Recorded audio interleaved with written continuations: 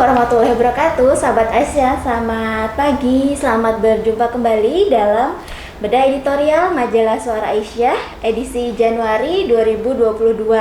Hari ini saya tidak sendiri, sudah hadir bersama kita di sini Ibu Dr. Trihastuti Nur Rohimah MSc. Beliau adalah Dewan Redaksi dari Majalah Suara Aisyah. Assalamualaikum Ibu. Ya, waalaikumsalam Mbak Putri. Assalamualaikum warahmatullahi wabarakatuh. Segenap atau seluruh pembaca setia Majalah Suara Aisyah dan tentu juga sahabat Aisyah dan siapapun yang juga sedang bergabung dalam acara pada pagi hari ini. Iya, betul. Pagi-pagi kita udah bersemangat ya, Bu, ya. Harus selalu semangat. Iya, untuk menyapa sahabat Aisyah sekalian, juga pembaca Suara Aisyah untuk melakukan bedah editorial dari majalah kita di edisi perdana di tahun 2022 ini ya, Ibu ya. Iya. Sahabat Aisyah, mungkin saya tunjukkan dulu nih Iya, majalah mari kita kita. perlihatkan ini Dengan sahabat-sahabat. judul atau tema yang diangkat adalah kader bangsa di lembaga publik. Iya. Iya, ini menggambarkan juga ya Bu, kader Aisyah yang sedang berbicara di forum Musrembang Desi Iya, Bu, ya. betul. Nah, Ibu, sebelum kita memulai membedah, mungkin di awal Ibu bisa sampaikan dulu mungkin kenapa Suara Aisyah edisi di perdana 2022 ini mengangkat tema ini, Bu? Iya, betul. Ya, kenapa tema ini menjadi sangat penting sekali gitu ya. Yang pertama sebenarnya ingin terus di awal tahun ini ingin terus mengingatkan kembali tentang peran-peran publik perempuan begitu ya, tentang peran-peran publik perempuan yang memang sudah dilakukan sejak Indonesia berdiri ya, bahkan sebelum kemerdekaan Indonesia 1945, peran-peran perempuan dalam mengusir penjajah, dalam forum-forum kebangsaan itu sangat luar biasa sekali. Nah, ini ingin mengingatkan kita kembali bahwa banyak momen-momen ya yang harus kemudian kita ingat, dan kemudian kita sebagai perempuan itu punya hak sebenarnya dan sekaligus kewajiban sebenarnya untuk berkiprah dalam peran-peran kebangsaan ini. Apalagi konteksnya sangat banyak sekali ya, selain konteks pada masa kesejarahan kita di mana peran-peran perempuan dalam peran-peran kebangsaan sangat luas dan banyak, tetapi memang belum banyak tercatat dalam sejarah gitu kan ya. Meskipun misalnya sebagai contoh jumlah pahlawan nasional perempuan itu juga masih di bawah 7%. Ini kan juga sebenarnya masih menjadi potret kita ya tentang peran-peran kebangsaan Aisyah yang perlu dicatat dalam lembar-lembar sejarah negara ini. Nah, kemudian momen yang berikutnya Mbak Putri yang juga penting 2024 ya. 2024 adalah momen juga yang sangat penting sekali terkait dengan peran-peran ya, karena kita akan pemilu karena di Suara Aisyah ini juga banyak bicara tentang pemilu. Nah, salah satunya adalah nanti pemilu 2024, saya kira tinggal 2 tahun itu waktu yang sangat pendek. Betul. Saat ini sedang proses pada tim seleksi untuk KPU pusat ya dan Bawaslu seperti itu. Nah, kemudian akan diikuti saya kira nanti dengan pemilihan yang ada di kabupaten, di provinsi seperti itu pada para penyelenggara pemilu dan lembaga pemantau pemilu yaitu Bawaslu seperti itu. Nah, pada momen yang lain yang kemudian kenapa kita penting diskusi tentang peran-peran kebangsaan ini adalah terkait dengan kebijakan undang-undang desa ya, undang-undang desa yang sudah di launching pemerintah tahun 2014 gitu. Saya kira menjadi momen yang sangat penting sekali untuk mendorong peran-peran perempuan dalam pengambilan keputusan-keputusan yang ada di desa, mulai dari tim 11, kemudian sekarang juga di tingkat desa ada tim COVID, kemudian juga sekarang dengan payung undang-undang desa itu sekarang ada SDGs desa. Nah, inilah kenapa kemudian kita menjadi sangat penting sekali menghadirkan tema kader bangsa di lembaga publik seperti itu. Berarti Suara Aisyah seperti ingin mengingatkan kembali ya Ibu ya? Iya, betul. Karena momennya juga menjelang 2024, Iya. kemudian juga situasi saat ini yang sebenarnya sangat memungkinkan untuk semakin menumbuhkan peran-peran perempuan di Iya, ranah betul. publik ya Ibu ya. Nah, kalau kita berbicara dari Aisyah sendiri Ibu, sebenarnya bagaimana peran kebangsaan yang sudah Aisyah lakukan dari dulu hingga sekarang Bu? Karena mungkin satu contoh yang seperti kita tahu Kongres Perempuan pertama yang bisa disampaikan. Iya. Jadi bicara tentang peran-peran kebangsaan itu saya akan memaknainya, membingkainya, mengkerangkainya lebih luas. Yang pertama adalah peran-peran kebangsaan itu bagaimana, peran yang sangat luas itu kontribusi Aisyah untuk bangsa dalam bidang pendidikan, dalam bidang kesehatan ya. Pada awal-awal berdirinya itu kan dalam bidang pendidikan kesehatan tuh sangat nampak sekali peran-peran kebangsaan Aisyah. Nah, kemudian dalam arti tadi kontribusi Aisyah untuk bangsa ya. Nah, itu pada awal-awal berdirinya Aisyah ya. Kemudian tokoh-tokoh Aisyah ya, tokoh-tokoh Aisyah juga berkiprah banyak di dalam organisasi-organisasi yang ada. Salah satunya yang mungkin sangat monumental dan penting menjadi milestone bagi kita adalah tahun 1928 itu Kongres Perempuan pertama Indonesia, di mana dua tokoh Aisyah yaitu Hayyinah dan Munjiah itu menjadi peserta kongres, sekaligus inisiator, sekaligus juga panitia, steering komite, yang juga beliau punya kesempatan dua-duanya itu menyampaikan pidatonya dalam Kongres Perempuan Indonesia ini. Nah, ini juga sekaligus mengingatkan kita kembali ya betapa kehebatan perempuan-perempuan pada masa itu yang saya contohkan sekarang mungkin yang dari Aisyah ya, misalnya Ibu Hayyinah berbicara tentang pentingnya persatuan manusia. Artinya apa? Perempuan-perempuan waktu itu harus bersama-sama bersatu untuk apa? Membangun bangsa. Ya, terus Ibu Munjiah bicara tentang martabat manusia. Bagaimana martabat manusia itu tidak hanya laki-laki tapi laki-laki dan perempuan. Perempuan masih sangat tertinggal. Maka kemudian ayo semuanya kita berlomba-lomba untuk berkarya untuk bangsa. Seperti itu ya. Baik.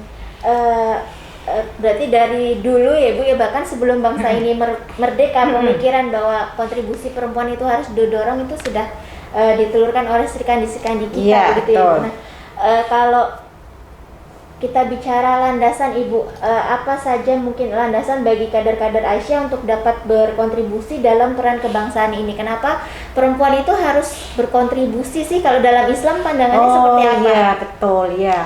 Bahwa sebenarnya kalau kita merujuk pada Al-Quran itu sudah sangat jelas bahwa manusia baik laki-laki dan perempuan itu adalah sama-sama khalifah di bumi. Khalifah di bumi itu apa? Kalau tugas kekhalifahan itu apa? Adalah tugas-tugas memakmurkan bumi. Nah, memakmurkan bumi itu kan tidak bisa hanya diam di rumah tanpa melakukan apa-apa. Memakmurkan bumi itu adalah berkontribusi pada masyarakatnya ya di berbagai level, mulai dari tingkat desa bahkan sampai di tingkat dunia seperti itu. Jadi semesta gitu ya. Jadi mulai dari tingkat desa, kabupaten, kecamatan, provinsi, bangsa ya, negara, sampai dengan di tingkat internasional seperti itu. Dan juga saya kira yang kedua, teologi al-ma'un kita gitu ya, mendorong kepada kita untuk terus beramar ma'ruf nahi mungkar, melakukan banyak kebaikan, peduli dengan orang yang kekurangan, orang yang termarginalkan, seperti itu adalah landasan nilai kita. Dan yang pasti kalau diskusi tentang kepemimpinan perempuan, karena bicara tentang kader bangsa itu pasti adalah pemimpin-pemimpin, kader-kader organisasi yang akan menjadi kader bangsa. Itu adalah kita bicara tentang kepemimpinan perempuan. Di dalam Islam yang sangat diyakini oleh Aisyah Muhammadiyah bahwa laki-laki dan perempuan itu punya kesempatan yang sama untuk menjadi pemimpin ya. Bagi Aisyah sebenarnya contoh-contoh yang diberikan seperti tadi Ibu Munjiah Hayyinah sudah menunjukkan potret itu. Bahkan pendiri Aisyah ya, yaitu Nyai Walidah ya, bersama dengan Pak Kiai Haji Ahmad Dahlan, sebenarnya juga sangat jelas menunjukkan. Kita ingat ketika Nyai Walidah pergi keliling-keliling di sekitar Jogja sampai Purworejo, Kebumen, naik kuda dalam rangka berdakwah, itu sebenarnya ingin menunjukkan peran-perannya sebagai kader bangsa, yang sebenarnya juga sangat penting sekali. Dan mungkin juga kita bisa lihat ya tokoh-tokoh perempuan, tokoh-tokoh Aisyah yang juga pada pemilu 1955 sudah terlibat atau dicalonkan menjadi anggota-anggota parlemen. Pada waktu itu saya kira cukup banyak ya, ada 8 orang yang dicalonkan waktu itu. Saya kira itu sangat luar biasa gitu. Nah, oleh karena ini harus menjadi inspirasi kita, jejak-jejak sejarah ini harus menjadi inspirasi kita untuk terus berkiprah menjadi kader-kader bangsa. Ya. Karena Al-Quran sendiri sudah memuat ya Bu ya, jadi sahabat Aisyah di rumah jangan ragu untuk bisa berkiprah di luar rumah, berkontribusi untuk bangsa. Nah, tadi Ibu sudah menyampaikan bahwa dari semua bisa berkontribusi ya Ibu ya. Mungkin sahabat Aisyah di rumah nih berpikir, apa iya kader Aisyah di semua tingkatan dari desa, dari kecamatan atau ranting cabang itu bisa berpartisipasi dalam peran kebangsaan ini? Apa sih yang bisa kita lakukan Bu? Kalau muncul pertanyaan seperti itu, peran-peran apa yang bisa mereka lakukan Bu? Sahabat Aisyah semua, kalau kita bicara tentang apa yang harus kita lakukan, peran-peran kita tidak semua kita akan bicara besar, oh saya akan menjadi misalnya komisioner, tidak bisa, tidak akan semuanya jadi komisioner. Oh saya akan menjadi caleg atau bukan caleg, anggota legislatif. Itu juga oke, semua oke, tapi tidak harus peran-peran kita ada di situ. Bicara tentang kader bangsa, kita bisa mulai dari level yang paling bawah, misalnya di tingkat RT ya, bisa menjadi ketua RT ya, kemudian bisa menjadi ketua RW, peran-peran yang ada di tingkat desa ya, peran-peran yang ada di tingkat desa, mulai tadi mengawal SDGs desa, itu bagian dari peran-peran kebangsaan kita gitu ya, termasuk juga tim 11 kita terlibat dalam musrenbang, itu saya kira bagian dari kader bangsa ya, termasuk nanti saya kira nanti ketika pemilu teman-teman bisa menjadi anggota KPPS, menjadi anggota Panwascam, menjadi KPPS yang ada di tingkat desa, menjadi penyelenggara pemilu di tingkat desa, di tingkat kecamatan, bahkan di tingkat kabupaten atau provinsi, itu juga menjadi, atau bahkan sahabat Aisyah, kader-kader Aisyah bisa menjadi bisa berpartisipasi di dalam ini misalnya tadi ya, di kader bangsa di tingkat termasuk komisioner yang banyak ya sekarang di tingkat kabupaten kan, misalnya ada KID, di tingkat kabupaten itu ada misal provinsi ada KIP, kemudian ada KPI, kemudian ada KPAI, ada ombudsman. Nah itu lembaga-lembaga publik seperti itu ya, itu saya kira juga penting untuk menjadi perhatian kita, bahwa kader-kader Aisyah itu sudah banyak yang mumpuni, kemudian bisa ya, sudah matang, kemudian silahkan nanti berpartisipasi aktif di dalam lembaga-lembaga publik yang ada ya. Karena semua level di masyarakat memang butuh pengawalan dan keterlibatan perempuan ya Bu ya. Ini Bu, kita mau membahas ya, saya ingin menanyakan di salah satu liputan utama nih Bu, ada yang mengangkat dengan judul perempuan dan stigma politik. Di situ disampaikan bahwa sampai saat ini masih banyak masyarakat yang berpegang pada stereotip bahwa perempuan belum punya kapasitas mumpuni untuk berkiprah di dunia politik, dan itu nanti berujung pada praktik diskriminasi dan marginalisasi terhadap perempuan Bu. Nah, pandangan Suara Aisyah terkait hal tersebut bagaimana Ibu? Iya. Memang meskipun secara ideologis, secara teologis itu kita sudah selesai ya, bahwa silahkan perempuan berkiprah di manapun di sektor-sektor publik seperti itu. Tetapi secara kultural ya, meskipun hambatan-hambatan struktural sudah terbuka, tapi hambatan-hambatan struktural tadi kan bicara tentang stereotip, bicara tentang stigma, itu adalah bagian dari hambatan-hambatan kultural yang ada di masyarakat kita seperti itu. Nah, ini memang masih menjadi problem ya, sangat sangat masuk akal sekali, karena kesejarahan kita ketika tahun 45 sebelum kemerdekaan, perempuan banyak organisasi perempuan yang sangat luar biasa sekali untuk mendesakkan kemerdekaan Indonesia, untuk berpartisipasi. Nah, kemudian ketika memasuki zaman Orde Baru, selama 32 tahun perempuan dikembalikan kepada peran-peran domestik.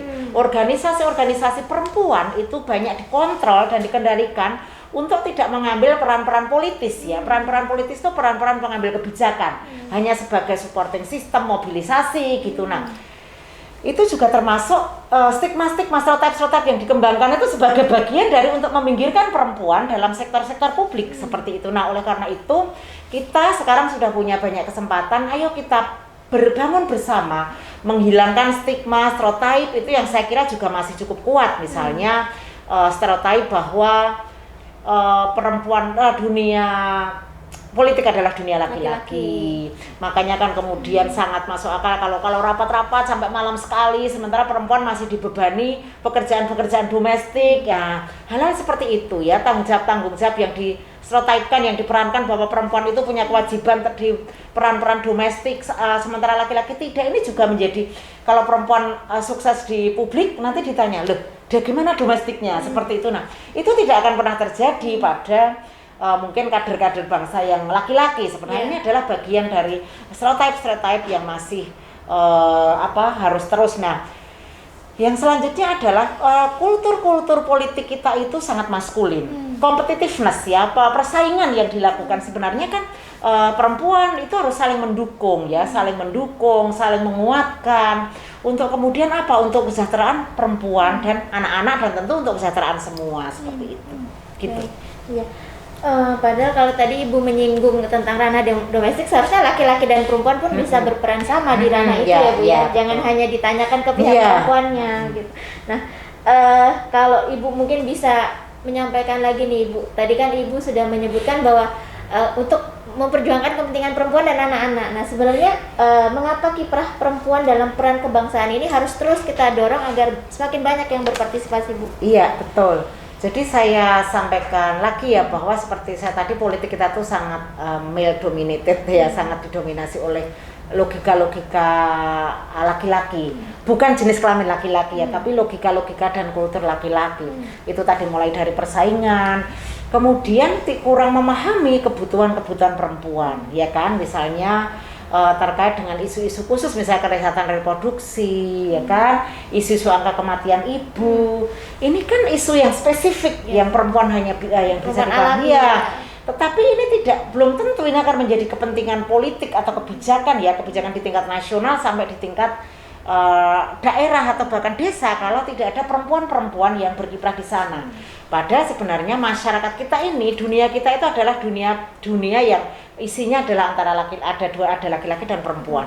Dua-duanya punya hak untuk sejahtera. Nah, mengapa penting? Ya karena untuk membangun perspektif gitu ya, memainstreamingkan politik itu ya, politik yang saling menguatkan, politik yang penuh etika. Itu saya kira perempuan punya harapannya dengan perempuan itu, maka nanti gaya-gaya politik, budaya-budaya politik itu juga menjadi tidak sangat maskulin gitu ya, tapi juga akan memperhatikan kepentingan dan kebutuhan perempuan dan anak-anak, seperti itu. Ya. Baik Ibu, ini sepertinya pertanyaan terakhir Ibu dari seri bedah editorial kita hari ini. Nah, bagaimana Ibu untuk kita dapat mempersiapkan para perempuan ini agar mampu bersaing dan berkontribusi dalam peran kebangsaan, Bu? Iya, tentu tidak bisa cita-cita indah, mimpi kita indah seperti ini tidak bisa hanya ya udah pokoknya kita punya cita-cita. Semuanya harus by design. Apa yang dimaksud dengan by design? Semua harus direncanakan secara sistematis. Artinya apa? Misalnya proses-proses capacity building, penguatan perempuan-perempuan untuk kemudian nanti bisa terlibat aktif dalam proses-proses pengambilan keputusan publik itu harus dilakukan. Tidak bisa dibiarkan saja gitu ya, tetapi harus diupayakan. Misalnya kita identifikasi ada yang tertarik memang untuk terlibat dalam pengambilan kebijakan publik. Ayo ada pelatihan-pelatihan yang kemudian perempuan mampu mengartikulasikan, mampu mengidentifikasi masalah, mampu membangun jaringan, mampu membranding dirinya, sehingga orang misalnya dalam pemilu nanti yang menjadi anggota legislatif juga akan dipilih gitu ya. Orang akan percaya. Iya, orang akan percaya. Nah itu, jadi memang harus by design. Harus kita siapkan betul kader-kader kita ini yang memang harus terlibat di dalam peran-peran kebangsaan ini, baik di level desa maupun di level nasional. Semuanya butuh capacity building ya, butuh berjaringan, butuh support dari kita semua, seperti itu. Iya, baik. Terima kasih banyak Bu Tri untuk pembahasannya kali ini. Sebenarnya masih banyak sekali, sangat padat ya Ibu isi kita majalah kita kali ini. Mungkin menjadi sahabat Aisyah yang belum punya dan ketinggalan untuk segera memesan di redaksi majalah Suara Aisyah. Begitu. Nah, mungkin Bu, ada kalimat penutup Ibu mungkin bagi sahabat Aisyah untuk memberikan semangat bahwa semua perempuan bisa berperan untuk menjadi kader bangsa ini, Bu. Iya, Ya, kan? betul, iya. Jadi perempuan harus mengambil peran gitu ya, mengambil peran dalam peran-peran publik yang dimanapun berada, baik di level desa maupun di tingkat nasional. Jadi dan pasti bisa, dan itu harus diperjuangkan. Tidak akan ada pemberian ini secara sukarela. Semua harus diperjuangkan, harus diraih ya, harus diraih, diperjuangkan, dan perlu kerja keras untuk kita mendapatkan kesempatan-kesempatan untuk terlibat dalam peran-peran kebangsaan. Ya, baik. Terima kasih banyak Bu Tri untuk waktunya dan juga untuk Sama-sama. sahabat Aisyah yang menyimak dari awal hingga akhir, dan jangan khawatir kalau ketinggalan pembahasan kita, bisa disimak ulang di sosial media Aisyah, ada YouTube, Instagram dan juga Facebook.